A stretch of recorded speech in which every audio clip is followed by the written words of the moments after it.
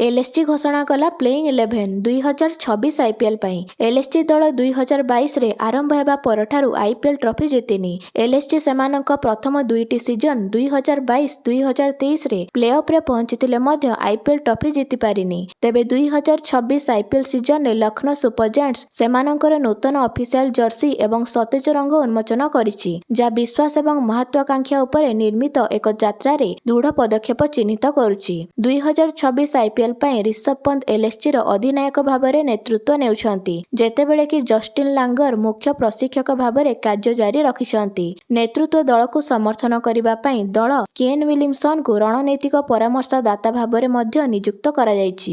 LSG ତାର ମୂଳ ଖେଳାଳି Rishabh Pant, Nicholas Pooran, Mitchell Marsh, Aiden Markram, Ayush Badoni, Mayank Yadav, Mohsin Khan ଏବଂ ଆବେଶ ଖାନଙ୍କୁ ଦଳରେ ବଜାୟ ରଖିଥିବା ବେଳେ ମୁଖ୍ୟ ଖେଳାଳି ଡେଭିଡ ମିଲର, ରବି ବିଷ୍ଣୋଇ, ଆକାଶଦୀପଙ୍କୁ ରିଲିଜ କରିଛି ଏବଂ ଶାର୍ଦୁଲ ଠାକୁରଙ୍କୁ ମୁମ୍ବାଇ ଇଣ୍ଡିଆନ୍ସକୁ ବାଣିଜ୍ୟ କରିଛି। ତେବେ ଏଲଏସଜି ବୋଲିଂ ବିଭାଗକୁ ଦୃଢ଼ କରି ଅଭିଜ୍ଞ ଖେଳାଳି ମହମ୍ମଦ ସାମିଙ୍କୁ 10 କୋଟିରେ ଏସଆରଏଚ୍ ଠାରୁ ବାଣିଜ୍ୟ କରାଯାଇଛି। ତାଙ୍କ ସହ ଅର୍ଜୁନ ତେନ୍ଦୁଲକରଙ୍କୁ ମଧ୍ୟ ଏମଆଇ ଠାରୁ ବାଣିଜ୍ୟ କରି ଦଳରେ 30 ଲକ୍ଷରେ ସାମିଲ କରାଯାଇଛି। ସେହିପରି ଦଳ 2026 ଆଇପିଏଲ କିଣାବିକା ଅକ୍ସନରେ ୱିକେଟ କିପର ବ୍ୟାଟର ଜସ୍ ଇଂଲିଶଙ୍କୁ 8 କୋଟି, ବୋଲର ଆଣ୍ଡ୍ରୁସ ନରଖ୍ୟାଙ୍କୁ 2 କୋଟି, ନମନ ତିୱାରୀଙ୍କୁ 1 କୋଟି ଏବଂ ଅଲରାଉଣ୍ଡର ହସରାଙ୍ଗାଙ୍କୁ 2 କୋଟିରେ କିଣିଛି। ତେବେ ଏଲଏସଜିର ପ୍ଲେଇଂ 11ରେ ଓପନର ଆଇଡେନ ମାର୍କରମଙ୍କ ସହ ମିଚେଲ ମାର୍ସ ଓପନିଂ କରିବାରେ ନଜର ଆସିବେ। ମିଚେଲ ମାର୍ସ ଏବଂ ଆଇଡେନ ମାର୍କରମ ଆଇପିଏଲ 2025ରେ ଏଲଏସଜି ପାଇଁ ଏକ ଶକ୍ତିଶାଳୀ ଓପନିଂ ଯୋଡ଼ି ଭାବରେ ନିଜକୁ ପ୍ରତିଷ୍ଠିତ କରିଥିଲେ। ଦୁହେଁ ଏସଆରଏଚ୍ ବିପକ୍ଷରେ 100+ ରନର ଭାଗିଦାରୀ ରେକର୍ଡ କରିଥିଲେ।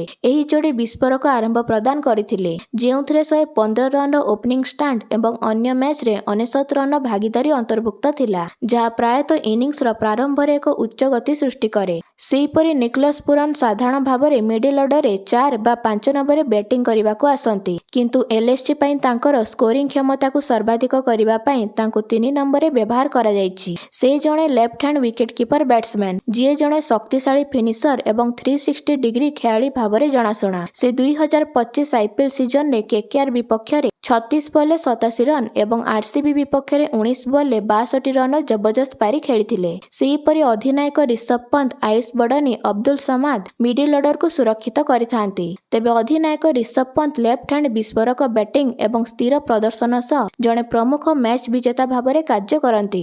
ସେହିପରି ଏଲଏସଜି ଦଳରେ ଏଥର ଜସ୍ ଇଂଲିଶକୁ ସାମିଲ କରିଛି, ଯିଏ ପ୍ଲେଇଂ 11ରେ ନଜର ଆସିବେ। ତେବେ ଜସ୍ ଇଂଲିଶ ଅନ୍ୟ ଦଳ ପାଇଁ ନମ୍ବର 3 ସମେତ ବିଭିନ୍ନ ପୋଜିସନରେ ଖେଳିଛନ୍ତି, କିନ୍ତୁ ଏଲଏସଜି ଦଳ ଅନୁସାରେ ଆଇପିଏଲ 2026ରେ ତାଙ୍କର ଭୂମିକା ମଧ୍ୟମ କ୍ରମରେ ୱିକେଟ କିପର ବ୍ୟାଟର ଭାବରେ ରହିବ ବୋଲି ଆଶା କରାଯାଉଛି, ଯାହାକୁ ପ୍ରାୟତଃ ଶ୍ରେଷ୍ଠ 4ରୁ 6 ନମ୍ବର ରେଞ୍ଜରେ ବିବେଚନା କରାଯାଏ। ସେ ଦେଶବ୍ୟାପୀ ବିଭିନ୍ନ ଟି20 ଲିଗ୍ରେ ଉଚ୍ଚସ୍ତରୀୟ ଅଭିଜ୍ଞତା ସହିତ ଜଣେ ତୀକ୍ଷ୍ଣ ଟି20 ଖେଳାଳି ଭାବରେ ସ୍ୱୀକୃତି ପ୍ରାପ୍ତ। ସେହିପରି ବୋଲିଂ ବିଭାଗରେ ଏଲଏସଜି ମହମ୍ମଦ ସାମି ଏବଂ ମୟଙ୍କ ୟାଦବଙ୍କ ନେତୃତ୍ୱରେ ଏକ ଶକ୍ତିଶାଳୀ ପେସ୍ ଆକ୍ରମଣ ଗଠନ କରିଛି, ଯାହା ଆବେଶ ଖାନ ଏବଂ ଆଣ୍ଡ୍ରୁସ ନରଖ୍ୟାଙ୍କ ଦ୍ୱାରା ପେସ୍ ୟୁନିଟ୍ ସୁଦୃଢ଼ ହୋଇଛି, ଯାହା ସିଜନରେ ପ୍ରାଧାନ୍ୟ ବିସ୍ତାର କରିବା ପାଇଁ ଏକ ପେସ୍ ଫ୍ୟାକ୍ଟରି ସୃଷ୍ଟି କରିଛି। ଏମାନଙ୍କ ସହ ମହସିନ ଖାନ ମୁଖ୍ୟ ଖେଳାଳି ଭାବରେ ଦଳରେ ଅଛନ୍ତି। ସେ ଜଣେ ଲେଫ୍ଟ ହ୍ୟାଣ୍ଡ ଫାଷ୍ଟ ବୋଲର। ସେ ପାୱାର ପ୍ଲେ ଏବଂ ଡେଥ୍ ଓଭରରେ ବୋଲିଂ କରିବାର କ୍ଷମତା ପାଇଁ ଜଣାଶୁଣା। ତେବେ ସ୍ପିନ୍ ଆକ୍ରମଣକୁ ଅନୁଭବୀ ଖେଳାଳି ଶ୍ରୀଲଙ୍କା ସ୍ପିନର ୱାନିନ୍ଦୁ ହସରଙ୍ଗା ସମର୍ଥନ କରୁଛନ୍ତି, ଯାହା ଅଲରାଉଣ୍ଡର ଶାହବାଜ ଅହମଦ ଏବଂ ଆୟୁଷ ବଡନିଙ୍କ ଦ୍ୱାରା ଦୃଢ଼ କରାଯାଇଛି। ତେବେ 2026 କାର୍ଯ୍ୟସୂଚୀ ଅନୁସାରେ ଏଲଏସଜି ନିଜ ହୋମ୍ ଗ୍ରାଉଣ୍ଡ ଏକାନ ଷ୍ଟାଡିୟମରେ 2ଟି ମ୍ୟାଚ୍ ଖେଳିବ। ଗୋଟିଏ ମ୍ୟାଚ୍ ଏପ୍ରିଲ 1ରେ ଦିଲ୍ଲୀ କ୍ୟାପିଟାଲ୍ସ ସହ, ଅନ୍ୟଟି 12 ଏପ୍ରିଲରେ ଗୁଜରାଟ ଟାଇଟାନ୍ସ ସହ ଖେଳିବ। ବାକି 5 ଏପ୍ରିଲରେ ଏଲଏସଜି ବନାମ SRH match Rajiv Gandhi international ଷ୍ଟାଡିୟମରେ ଖେଳାଯିବ ଏବଂ 9 ଏପ୍ରିଲରେ ଏଲଏସଜି ବନାମ କେକେଆର ଇଡେନ ଗାର୍ଡେନରେ ଅନୁଷ୍ଠିତ ହେବ। ତେବେ ଦର୍ଶକ ବନ୍ଧୁମାନେ, ଆପଣମାନଙ୍କୁ କ'ଣ ଲାଗୁଛି? 2026 ଆଇପିଏଲ ସିଜନରେ ଏଲଏସଜି ନିଜର ପ୍ରଥମ ଆଇପିଏଲ ଟ୍ରଫି ହତେଇବ କି? ତାହା କମେଣ୍ଟ ମାଧ୍ୟମରେ ଜଣାନ୍ତୁ।